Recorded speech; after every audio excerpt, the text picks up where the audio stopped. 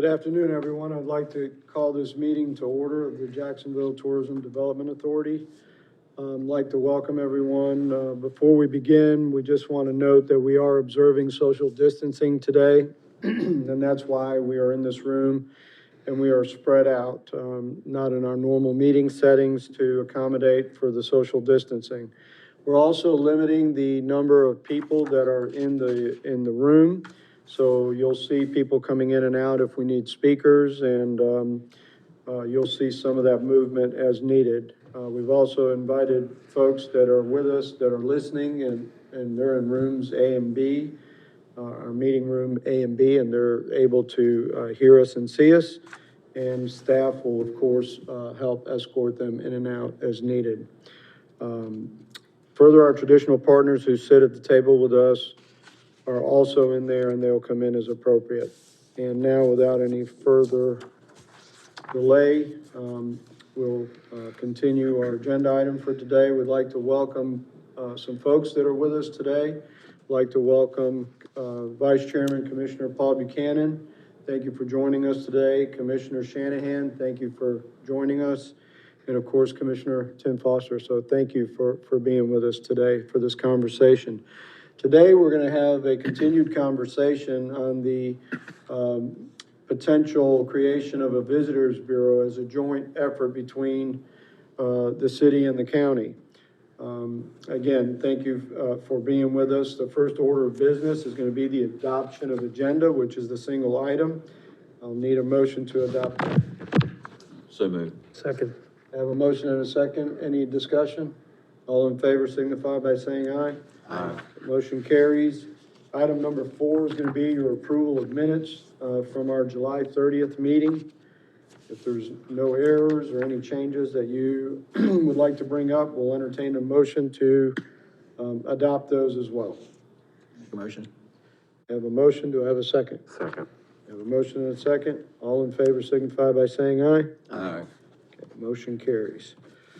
Okay, item number 5. At the last meeting, the authority endorsed the investigation into a joint entity of the Jacksonville TDA and Onslow County to provide a unified message for Jacksonville and Onslow County tourism efforts locally.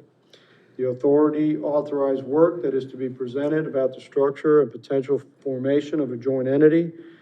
We engaged Shelley Green to help us out of Raleigh, came to do some work with us as a highly praised creator and mentor to destination marketing organizations in a wide area. She's retired from Discover Durham in the fall of 2019, and her consultancy was recommended by various tourism, travel, and associated industry leaders. She has prepared a report and options for the creation of a potential visitors bureau. She will present that report to the authority today, and a potential interlocal agreement that could create the visitors bureau is expected to be shared with our legal teams for future formation. I'll turn it over to Glenn. If you'll lead us into that presentation, I would appreciate it. Well, Shelley Green, rather than to present from her home, which is really near the Virginia border, she's actually in Discover Durham's offices right now. And so I introduce to you Shelley Green. Thank you. Shelley, Thank you very much. Yeah. Can everyone hear me okay? Yes, thank you. Okay. First of all, I am so thankful for the opportunity to help you with this process as you look at ways of being a little bit more efficient in perhaps joining together the county and the city to do joint marketing of the destination. There's so many different ways that this could be done. And I have, in my 30-year career in North Carolina tourism, I have worked in many of these different formats: chambers of commerce, nonprofits, county government, and also a tourism development authority here at Discover Durham, where I spent the last 20 years before I retired. So I'm going to take you through this presentation and start with kind of the end result, and then I'll take you back through what my thinking was. So The two entities that seem to be most involved at this point would be the County Commission and the Jacksonville Tourism Development Authority. And my recommendation is to create a new public entity with those two joint entities working together.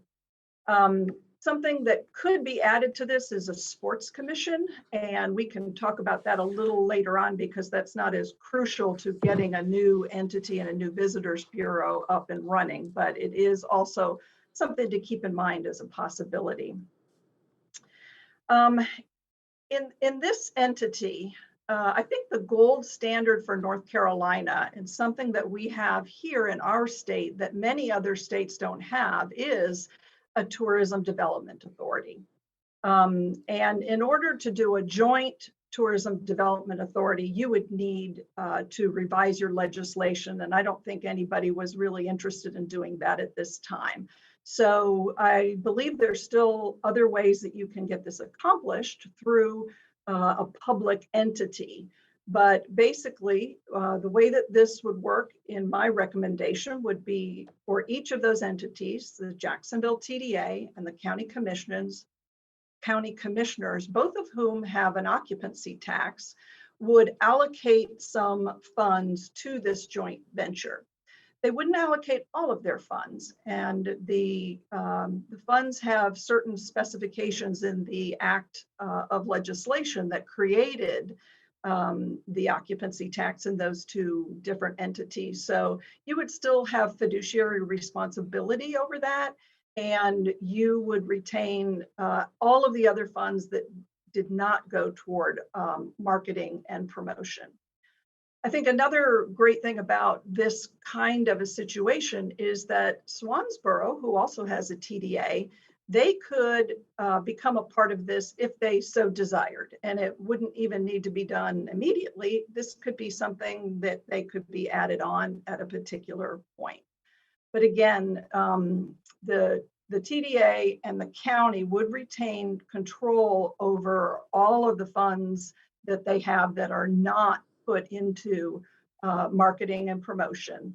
And they would also still retain the ability to approve the new entity, and I'm just going to call it a visitors bureau for now.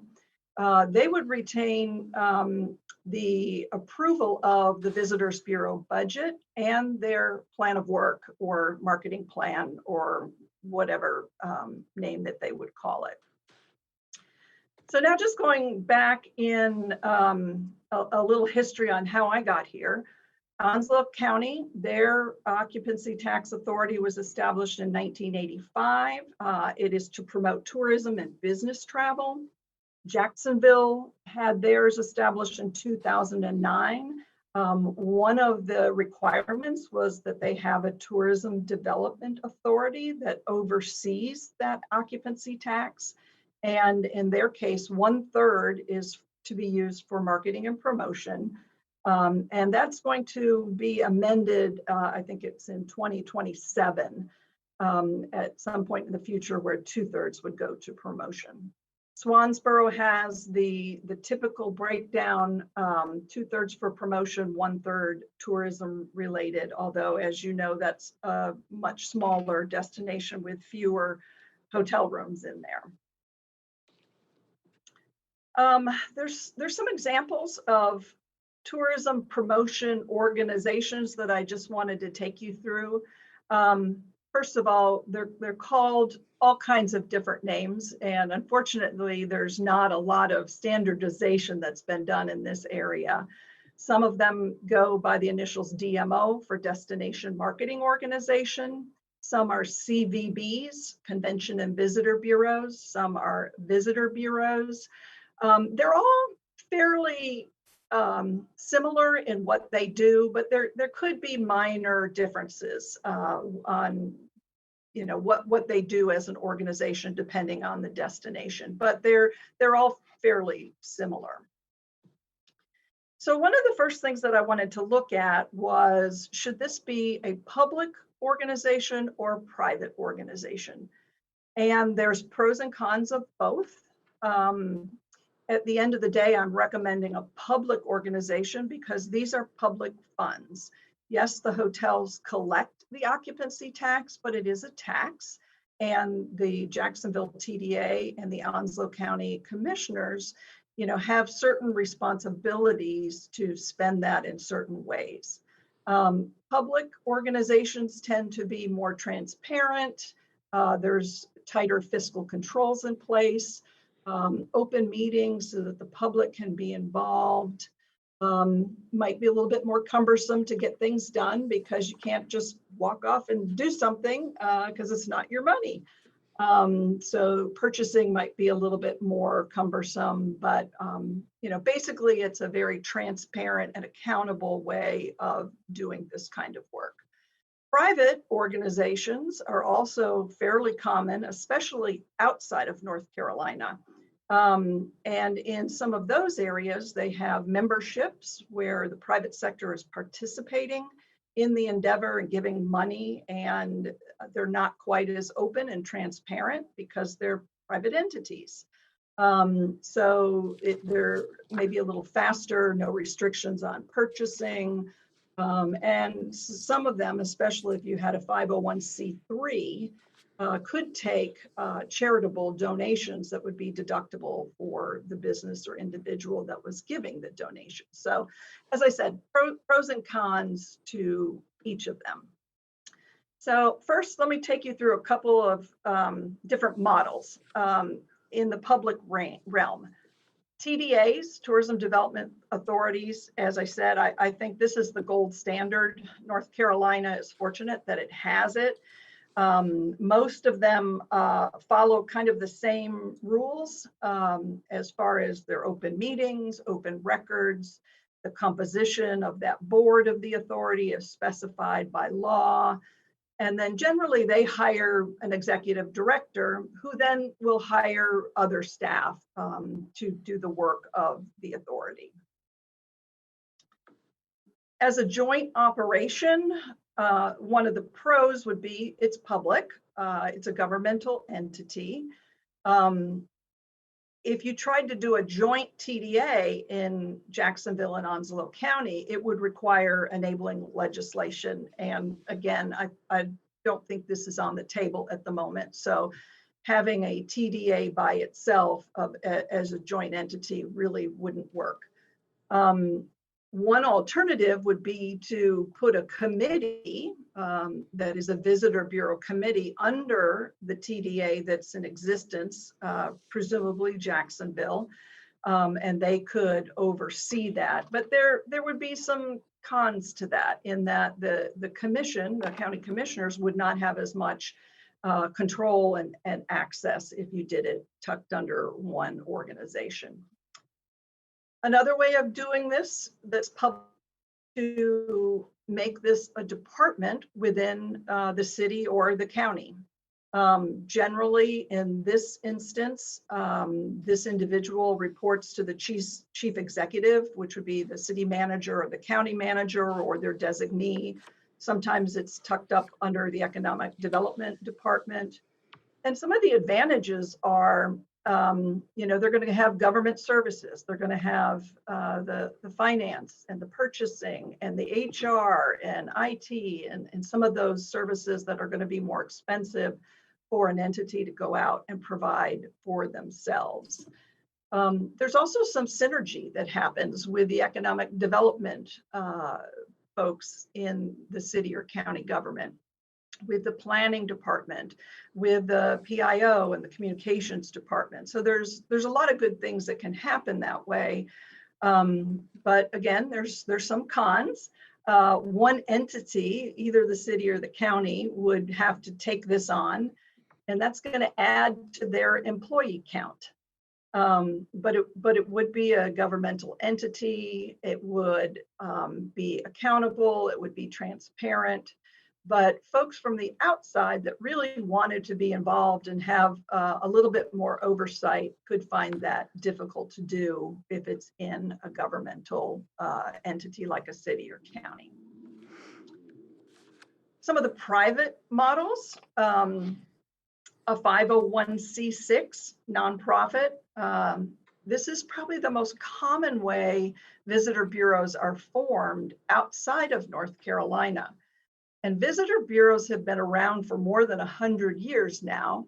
And if you go way back in time, most of them started as part of a chamber of commerce.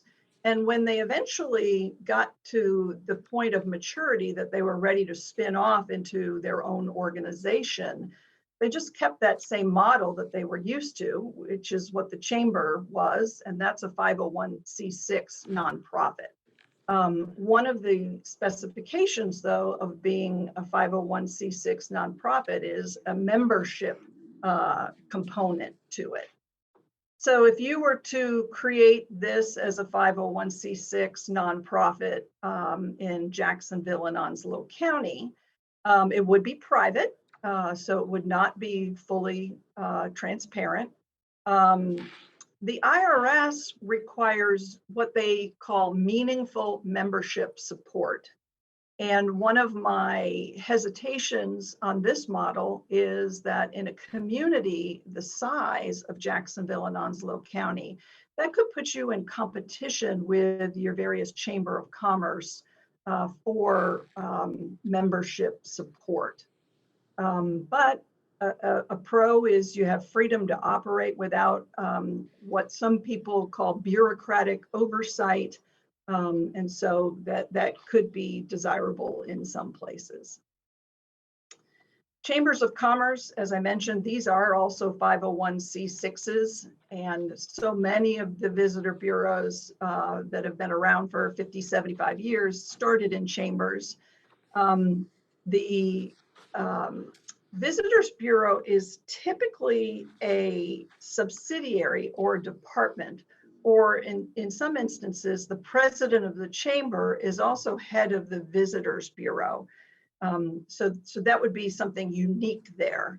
One of the cons of this would be sometimes there are competing missions and political differences where the chamber, who speaks for the business community, wants something to happen in the community, and that might put them at odds sometimes with the city and the county. So there could be some intricacies that would need to be worked through if this were going to be done as part of a chamber of commerce. A real pro, though, is shared operating costs. You know, chambers already have IT solutions and HR and payroll and finance, and it's just an easy way kind of to get off to a very quick start. But as some of the cons with other private entities, oversight from the outside could be difficult. It doesn't mean it has to be difficult. I'm just knowing of several situations nationally where there have been issues between chambers and visitor bureaus. Charitable 501c3 organizations. This is where contributions by corporations or individuals are tax deductible. And they have strict restrictions on lobbying efforts. That's kind of how 501c3s work. As a joint operation, the IRS has made it exceedingly more and more difficult to get a 501c3 designation. Right now, it can take up to 2 years to achieve that. I created a 501c3. Actually, I've created 2 in the last 8 years. And the last one I did for the Durham Sports Commission was a 121-page application. So in order to get that passed, it does take a lot of work to get to that point. And many CVBs or visitor bureaus have tried and didn't really meet muster for what the IRS considers to be a charitable organization. There are also some hybrid models. And one of those is an interlocal agreement between governments. So this is an official agreement to create a joint entity. The local government units get to decide what that's going to look like. The local government would retain control of all the funds that were not allocated, and they would approve the joint entities' budgets and work plans, as I mentioned earlier. That was done in Boone and Watauga County, for those of you familiar with that area. They have 5 TDAs there, all working separately. Blowing Rock, Boone, unincorporated area, everything was a separate entity. And about 10 years ago, Boone and unincorporated Watauga County did an interlocal agreement to work together. Durham is this way also. It's a tourism development authority, but it was a joint interlocal agreement with the city and the county to create it. Doing this model, public body, fully transparent. The new group would manage the operation of the Visitors Bureau. The visitor sector would have role and influence through the board of that joint entity. And this works pretty well for partnerships as well, of getting other private sector entities as part of a partnership agreement. So my recommendation is that you do an interlocal agreement, create a new entity between the Jacksonville TDA and the county commissioners. It would be a public body with a public purpose. Those 2 entities would allocate funds for the operations and have approval over the budgets and work plans of the new organization. I think in an organization this size, you would want the city or the county to serve as the fiscal agent. In Durham, I had a $5 million budget, so we had our own accounting department and HR department. But if you're going to have a budget of under $1 million, it's harder to do all of those things with part-time people. So if the Visitor Bureau could work with either the city or county and ask them to be a fiscal agent for them, do their payment of supplies and everything else, I think that would be advantage.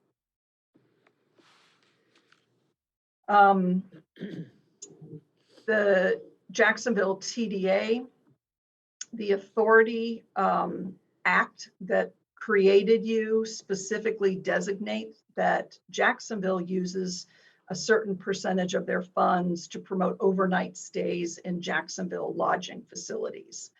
The county years act is broader, and it just has you spend money for tourism. And so I would think that there would be a way of coming up with a similar percentage that both entities would be agreeable to provide from their occupancy tax receipts toward this new entity. Let's talk about the Sports Commission for just a moment. In the country right now, approximately half of all sports commissions are independent, like you have right now in Jacksonville and Onslow County, and the other half are part of visitor bureaus. There's a lot of similarity, especially when you look at the sports tourism side of getting tournaments to come and creating your own tournaments that bring in visitors. There's a lot of things where the Visitor Bureau and Sports Commission could work better together to do that. If you do add the Sports Commission, though, I would recommend that that entity retains its 501c3 status and its separate nonprofit board. Because although the county and the Jacksonville TDA both provide resources to the Sports Commission, they also have ways of generating their own funds, and those should be under the authority of that nonprofit board. But I think it would give a real strong connection between sports development and tourism development. So now, decisions. As Glenn and I discussed, there are a couple of different potential partners with this. North Topsail could even perhaps be a partner somewhere down the road, although they would need to amend their legislation because that goes for beach renourishment. But trying to figure out, okay, who's going to be in, and what is the composition of this new entity? Do you like the model that I've suggested, keeping it public and doing an interlocal agreement? What funding levels is each entity willing to put toward this new entity? And who's going to be the fiscal agent? Those are some of the decisions that you're going to need to make over the next couple of weeks or months as this gets up and running. I think an agreement, and if you read my report, you saw kind of what I suggested would be in this agreement, how it's going to be funded, the board of directors composition. I tend to favor smaller boards, 7 to 9, certainly no bigger than 11. Makes everybody on the board feel a little bit more needed and accountable. What powers are you going to confer to the new entity? And it would spell out who the fiscal agent is in there as well. On the funding, Jacksonville has to use 1/3 of its occupancy tax revenues for promotion. So that would be a somewhat easy way to do it, which would say, all right, if Jacksonville's going to put in 1/3 of their occupancy tax, then would Onslow County do the same? I prefer a percentage over a dollar amount because I think it's a little fairer. It might seem unbalanced, particularly if Swansboro comes in, but I think the benefit that each community receives is commensurate to how many rooms they have. So if Swansboro is a part of this, they would not necessarily be putting in as many dollars, but if they put in 1/3 of their occupancy tax receipts, then they've only got so many rooms to fill. They're going to get that much benefit based on what they're putting in and how many rooms that they have. So that is my recommendation on that. Another part that I think is pretty important, something that you're going to want to talk about and consider is, again, I think the Tourism Development Authority is the gold model. And I would recommend that you try to mimic some of the standards that are statutory for a TDA that would not necessarily be so for you. And that is that 2/3 of the board members would be active in the promotion of travel and tourism, and that 1/3 would be entities who actually collect the occupancy tax. That gives them a front row seat. They have a lot of wisdom. They know how all of this works. And I think as much as you can, you're going to want to try and mimic that as best as you can. The board, there would most likely be an uneven number. That's usually how boards are created. 9, 7 members, as I said, no more than 11. Each entity or each community might do this a little bit different. I'm going to recommend 3-year terms and stagger those. But you'll have to decide for your community, is a 2-year term better? Is a 4-year term better? But each entity would either appoint 3 if it's a 7-member board, or 4 if it's a 9-member board.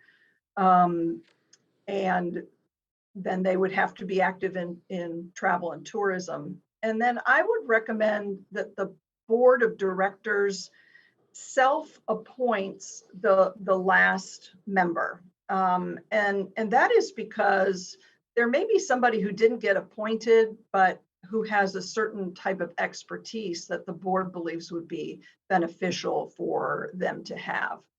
I think Onslow County, I would recommend you have at least one commissioner serve on the Visitors Bureau, and again, one or more that collects the tax, a hotelier. If a commissioner isn't available, I know how busy you are and how many boards and commissions you serve on. That could certainly be delegated to somebody at county staff level. Jacksonville TDA, I would recommend that at least one TDA member serve on the Visitors Bureau. And the reason a commissioner and an authority member makes so much sense to me is because they help answer questions and kind of carry some of the messages back and forth. And it just makes everybody else on the commission or on the authority, I know what's going on with this new entity. And as I said, the board would self-appoint one member. So that last one, if you didn't reach 1/3 of hoteliers, then it could be another hotelier. It could be the sports commission chair. It could be somebody from Swansboro if they're part of it. So there's a lot of different ways that board might think about this. And Glenn, I don't know if you want to jump in on some of these next steps. Well, I think you'll just give an opportunity for the authority to ask any questions, and they can go forward from there if they desire. Thank you, Glenn. Kelly, thank you so much it was a great presentation, and obviously a lot of thought went through that process. So thank you for that. I'll open it up for any questions for Shelley. Obviously, what she has brought forward is the conceptual part of it, and obviously the devil's always in the details, but I think the model that she's laid out for us and recommending is as neutral as you can get.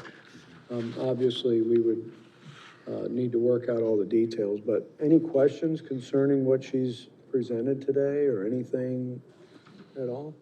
Randy? Shelley, so you mentioned Boone a couple of times, I guess. Mm-hmm. What do you know what their budget looks like? I mean, how many people work there? What the actual composition of the Visitors Bureau is? Sure. Their model took 2 TDAs. They did not form a new board. Essentially, what they did was have the executive committee of each of the TDAs serve as the board. Their budget is, I want to say it's under $1 million. And they're the town of Boone, I believe, and Watauga County both provide fiscal services because they were already doing that for those individual TDAs as well. So it's a smaller operation. If they had ever taken all 5 of the TDAs and in Watauga County and put them together, then it would be a little bit different story. What was their staffing level? How many people? Yeah, staffing level, I think they have about 4 people is my recollection. Thank you. Mm-hmm. Any questions, Ernie? No, I just, I think we're here to see what our commitment is, I would imagine. But I don't have any questions. I thought it's very, very interesting, the hybrid models that you have on some of the organizations. I need to take a look at that. And you mentioned Boone in there and Watauga County. So, and you even mentioned Visit Mayberry. Yes. So, That's a very interesting model, and I believe Lorette came from that county, Surrey County. Surrey County, yes.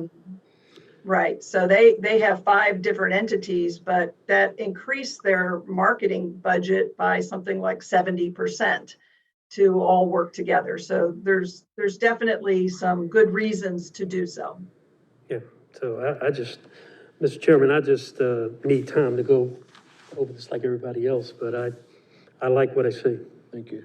And I think the uniqueness of this makes a lot of sense because the TDA is under one sort of set of guidelines and the county has a different model and they can retain that model and just continue contributing without interruption of their other funds, which is really good. Any other questions? Okay. Glenn, I'll turn it back over to you. All right, well, Shelley, thank you very much, and we'll be getting back in touch with you then. Appreciate that. Obviously, you have before you a proposal for further work. I understand the attorney wishes to address that. Well, I think what we have decided, or what I will recommend, is to sort of the next steps are, if we're all in agreement to what we've heard today and the recommendation from Shelley, I think it would behoove us to go to the next step would be to instruct our city attorney, city manager, county managers to get together and look at this model and see how a potential agreement could be structured to identify the elements that we talked about today, that both parties can share with their respective boards and see if there's an opportunity there to continue the conversation.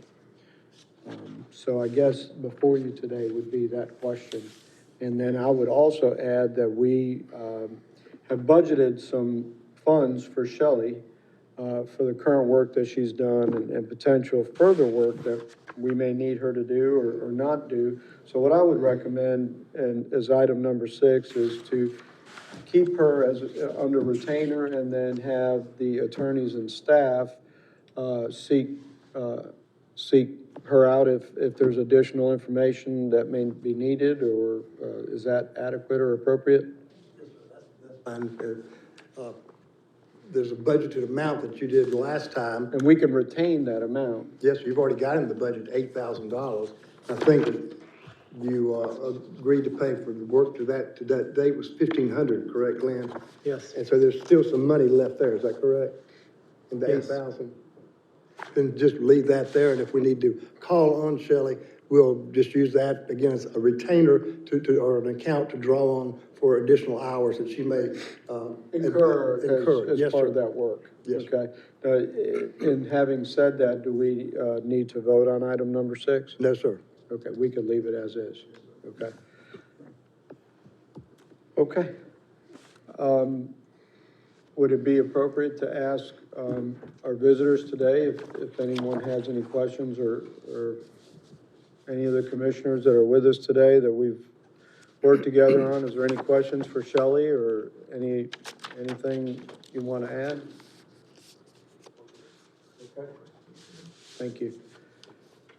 Well, at this time, I'll ask the board to give us direction. Since we don't need a motion in this case, I think there's a consensus to continue the work that Shelley's doing. I mean, I think everybody's in agreement with that. Okay. So, just to clarify, we are in agreement and in consensus that we are going to ask our city attorney and managers and county attorney and manager to get together and to work on a potential agreement that could be utilized for the formation of a visitors bureau. Is that accurate? Sounds good. That's fine. John, is that accurate direction? Have direction. Okay. Well, thank you so much, and I know Shelley is maybe or may not be still on, but I want to thank her for her work. She's been very instrumental in what she's helped us present and clarify some of the issues and potential obstacles that we may be facing. And I think it will be important to note that in doing so, there are several things that would take place. The TDA obviously would still stay intact. The board would still stay intact because they would be the issuing agent of the funds. And you would be relinquishing, obviously, the authority to budget for, said advertising events or festivals and things that we've normally funded. All that decision-making would go away. And for the county, I think a benefit for them would be that they would relinquish, them having to go through the presentation process of festivals and events at their end, and the Visitors Bureau would handle all those requests and potentially use the model that we've been using to make sure that they're providing heads on beds and do all the follow-up work. Anyways, we would alleviate that from them. So just want to be transparent on what you're getting and giving up. So a lot of good things could come of it, but also you need to understand you're giving up some things as well. So having said that, John, you have direction? No, sir, I think Glenn has some census moment and a one city moment, but we're fine. Be quick on this because there's not a lot more to say. Although I was on a call for an hour and a half today with the state. I've been appointed to the North Carolina State Commission on Census Count. We've been 16 days since they've been knocking on doors in Onslow County and Jacksonville, and we have 34 days left to finish this task. At this time, there are 90,800 people who are not counted in Onslow County. And that is a significant number, 37,300 in Jacksonville. And that amounts to around $1.7 billion in funds that would not be coming here because if you're not counted in the census, we can't do it. A lot of people ask, well, they already know how many people are here. Why don't you just use that number? The Constitution says there must be a count of the people, and it's an actual count, not an estimate. So if they don't raise their hand and be counted, we don't get the money. And that's the bottom line of that part of the deal. So we want to ask everybody to have you participated. We asked that of city staff, and we were a bit surprised to find some of the city staff had not participated. You're kind of preaching the gospel at church and not asking if everyone is part of the story. So we were asking if you would do that in your homes and your businesses and everything else out there to say, have you participated as it was? And now's the time to avoid the knock on the door by participating so they don't come around and knock and ask. From the door knockers, we're hearing some rather incredible stories about people who think it's all fake, that there's not anything to be accomplished by the census. So they're overcoming that. And then plus COVID-19, people are just not answering their doors. But if you do decide to participate, if you'll just go to my2020census.gov and click on that little link at the bottom that says particularly, if you don't have your census ID with you, you can still do it. You'll just put your address in, it'll verify it, ask a couple questions to make sure that's who you are as it was, and then go from there and you can fill it out. You can also dial this number, it's toll free, and they'll talk to you on the phone and take all your information. It'll be very quick. It's less than 10 questions that are asked as part of this, unless there's a lot of people in your house as it was there. So that's what we have for the Census 2020. And if I might just continue on the matter for the One City moment today. Yesterday was Montford Point Marine Day. And we wanted to celebrate that. So we have a little video that we'd like to show you about how your city celebrated that for them since they're not having an observance this year.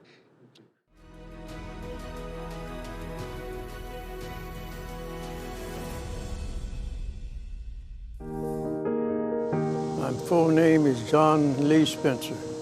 I was sergeant in the United States Marine Corps. Why am I proud to be a Marine? Do you want to talk all day long? Just a little. I'm proud to be a Marine because when I came in the Marine Corps, they said we wasn't capable of being a Marine. We didn't send for you. We didn't need you because we didn't send for you. Now you can get on the bus and go back home. But we didn't do that. We stepped out of the bus to prove to the world that everybody in the United States was just as good as the other if given a chance. Well, at that particular time, we wasn't really caring if we was a Montford Point Marine or not. We just wanted to be a United States Marine. and we wanted to make sure that the people knew that we were capable of being just as good or better as anybody else.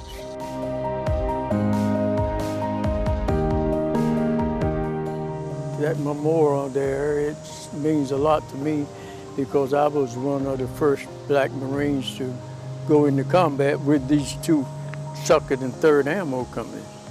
We were the first to go, and that monument means a lot to us. But I didn't do nothing extraordinary because we was a group that was supposed to do a job. If we did it well, we come out with medals. If we did it wrong, we came out with a corpse. So I'm glad to be that we did it right and I came out living. That's where it all began right there. From an ammo box to a rifle. That's the way it was.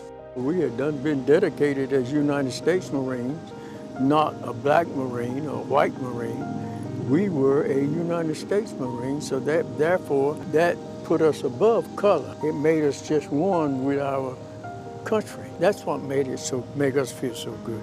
We were one with our country. That's what we need right now. It's togetherness. We need to come together like we did after Pearl Harbor. All for one and one for all.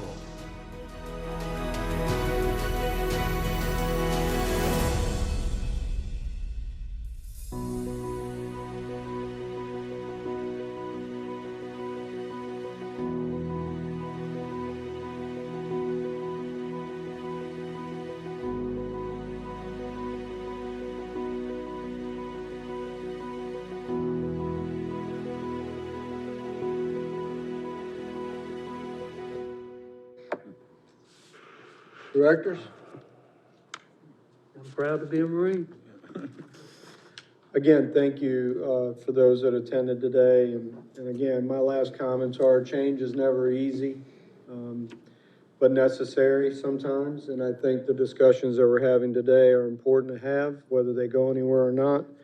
I think as elected leaders and board members, it's always our duty when we're representing the public that we try to figure out how we can be more efficient with the money that they contribute. And I think that that's what we're doing today, is to explore an opportunity to be more efficient and more effective with the monies that we collect and to give back to that entity. And so thank you. I appreciate your efforts. And without any further comments, I'll entertain a motion to adjourn. Adjourn. Second. All in favor? Aye. Thank you.